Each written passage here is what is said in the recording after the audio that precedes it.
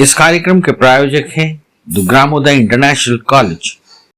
Education with moral values, the only institution with all latest facilities, computer lab, science lab, experienced teachers, air-conditioned hostel with all facilities, the best education institute in the area. Dugramoday international college, Jhansi road, Maurani. Radha makeovers, SD bridal makeup, 3D makeup, airbrush makeup and lots more.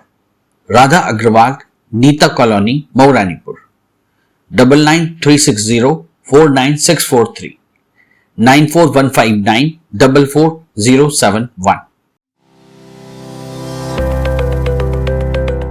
Hotel Kavya, smart residency and marriage house, सभी आधुनिक सुख सुविधाओं से पूर्णतः सुसज्जित, fully air conditioning.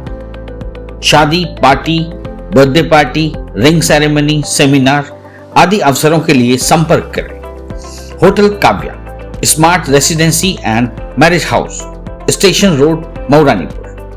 Contact number 9450067967 05178260165।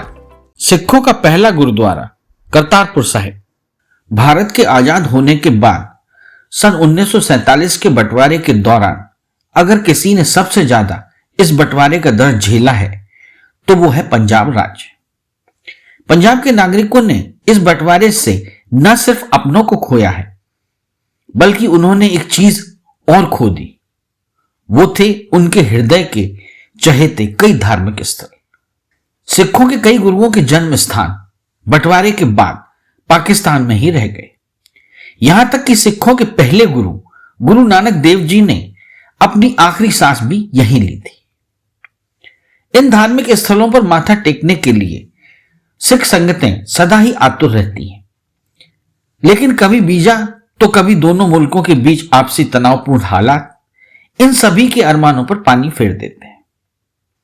हम आपको बता रहे हैं कि सिखों का करतारपुर से जुड़ाव का कारण है क्या।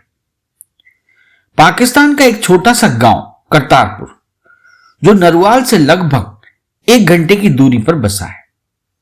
लेकिन आपको बता दें कि इस गांव की असली पहचान यह नहीं है।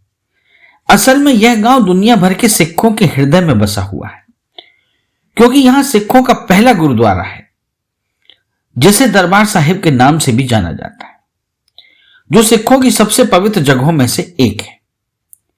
कहते हैं कि गुरु नानक देव जी ने ही करतारपुर को बसाया था। यहीं पर गुरु नानक देव जी ने अंतिम सांस ली थी। इतिहास के अनुसार 1522 में सिख धर्म के संस्थापक गुरु नानक देव जी करतारपुर आए थे। उन्होंने करतारपुर में अपनी जिंदगी के आखिरी 17-18 साल गुजारे थे। गुरु नानक देव जी ने 22 सितंबर 1539 को इसी गुरुद्वारे में अपने प्राण त्यागे थे। इसीलिए इस गुरुद्वारे की सिखों में बहुत मान्यता है। लेकिन जब भारत पाकिस्तान का बंटवारा हुआ तो यह जगह पाकिस्तान में चली गई। भारत का गुरदासपुर बॉर्डर करतारपुर से लगभग 3 किलोमीटर की दूरी पर है।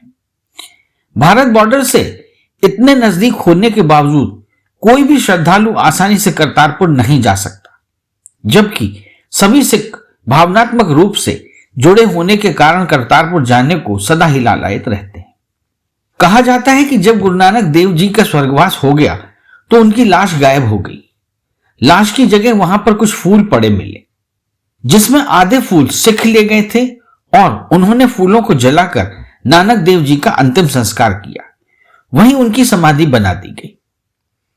मुसलमानों ने अपने हिस्से में आए फूलों को दफनाकर इस्लामिक रीति रिवाजों के मुताबिक क्रियाकर्म कर दिया। करतारपुर गुरुद्वारे में वह समाधि और वह कब्र आज भी मौजूद है। कब्र बाहर आंगन में है और समाधि इमारत के अंदर है।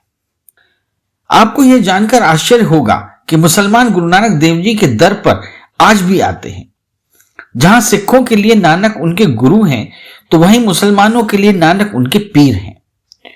कुछ समय पहले ही भारत में पंजाब के डेरा बाबा नानक से अंतरराष्ट्रीय सीमा तक कॉरिडोर का निर्माण किया गया है और वहीं पाकिस्तान की सीमा से नारोवाल जिले में गुरुद्वारे तक कॉरिडोर का निर्माण हुआ है। इसी को करतारपुर साहिब कॉरिडोर कहा जाता है। इस कॉरिडोर का निर्माण भारत पाकिस्तान दोनों देशों की सरकारों ने संयुक्त रूप से कराया है। भारत पाकिस्तान के बंटवारे के बाद करतारपुर साहिब के दर्शन के लिए वीजा की जरूरत होती थी।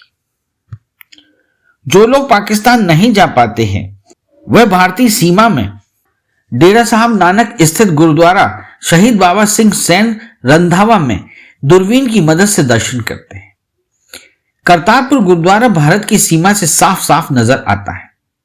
हालांकि पाकिस्तान सरकार भी इस बात का ध्यान रखती है कि इस गुरुद्वारे के आसपास घास जमा ना हो पाए, इसलिए इसके आसपास कटाई छटाई करवाती रहती है ताकि भारत के सभी सिख श्रद्धालुओं को दूरबीन से दर्शन करने में असुविधा न हो।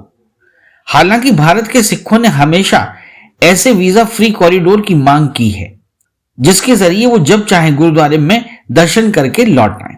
श्री गुरु नानक देव जी के प्रकाश पर्व से पहले केंद्र सरकार ने फिर से करतारपुर कॉरिडोर खोलने का फैसला किया है। कोरोना महामारी के कारण इस कॉरिडोर को बंद कर दिया गया था। हम आपको बताते हैं कि करतारपुर साहिब कैसे जाएं।